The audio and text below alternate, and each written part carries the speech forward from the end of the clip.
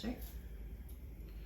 Hey guys, a few of you know that I have a freeze dryer, and so today is the first day this season that I was going to do any freeze dryer stuff. We got some strawberries from the grocery store that were only $1 a pack, which is a great price for strawberries.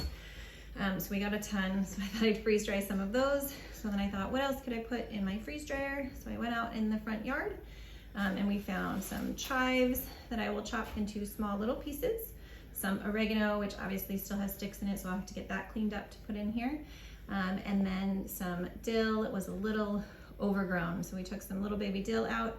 So these are gonna be the 4 trays. The strawberries will go on this one. They are already washed, but I'll show you. You really have to chop them kind of thinly in order to be able to get them to freeze dry at the same rate as these herbs, which freeze dry really easily. But I'll show you the trays when they are all set up and done, and then I will show you them again when they come out of the freeze dryer. All right, so here are the trays ready for the freeze dryer. We ended up getting 2 trays full of strawberries, oregano, the chives, and then we just kind of squish the dill in on the end here. It dries really easily, so that should work out even though it's a little bit thicker. So now we're gonna take these down to the freeze dryer. It is in the basement and it's actually super easy to work. So come with me.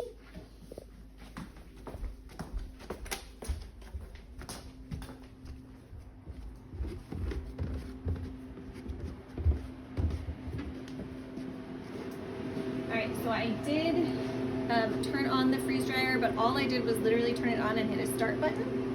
And then you just open this up, you slide your trays in,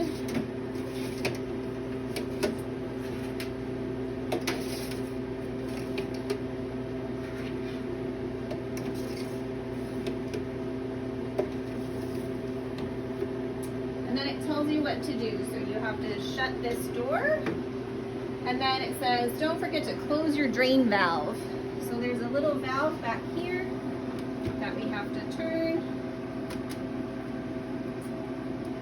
And once that's turned, we just hit continue, and it starts to freeze. So in a freeze dryer, you can actually start with already frozen food, and it will skip the freezing stage. Or you can start with unfrozen fresh food, and it will freeze it for you and then go on to the freeze drying step. But you can't mix them. And this will take probably 24 hours. I'll check it again tomorrow afternoon and show you what it looks like when it's done. Thanks. All right, guys, the freeze dryer is telling me that it is done. So let's come and see. So if you can see here, you see that? It says process complete.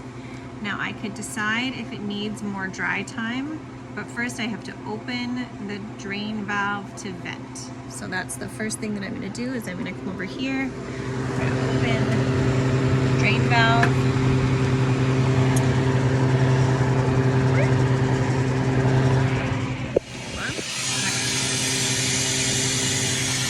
So it makes this fantastic noise, and that drains into this bucket down here. And that's it releasing the vacuum. So then I can open this and I can check my trays. Now if I think that this is still not dry enough, this is plenty dry, I can always leave this in here for a little bit longer, but these actually look perfect. So I'm gonna take these trays out. And then I don't have anything else that I wanna put in right now, so I'm actually gonna go ahead and hit that button that says defrost and let this just cool itself. Defrost itself nicely. So like I said, I'm just gonna hit defrost. It's gonna take a couple of hours to do that. I'm gonna close that door. I'm gonna hit continue. Okay, and then it's gonna defrost it. It's gonna take a couple of hours to do that. Now, this is all the stuff that I freeze dried. So this is the oregano, the chives. Look how green that is. There's no filters on this, guys. Dill It looks just like when it went in there. So why would I freeze dry stuff instead of just dehydrating it? First of all, this is like candy. This is like candy. It's crunchy. It dissolves in your mouth.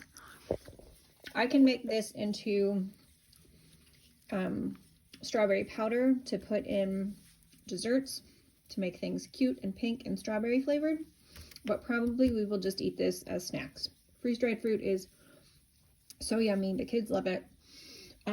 The herbs, I could just dehydrate, but when you freeze dry them, they just retain so much more of their fresh flavor. So for things like oregano and dill, it makes a little bit less of a difference. But for things like chives, I don't know if you've ever had just dried chives, but they just don't taste like fresh chives. And the same is true for cilantro. So when our cilantro starts to really produce, freeze drying is going to make a huge, huge difference there too. So I'm just going to get some mason jars, put all this stuff in mason jars, which is how I store all my freeze-dried products if I think I'm going to use them up in the next year or so. So there you go. That's my freeze dryer.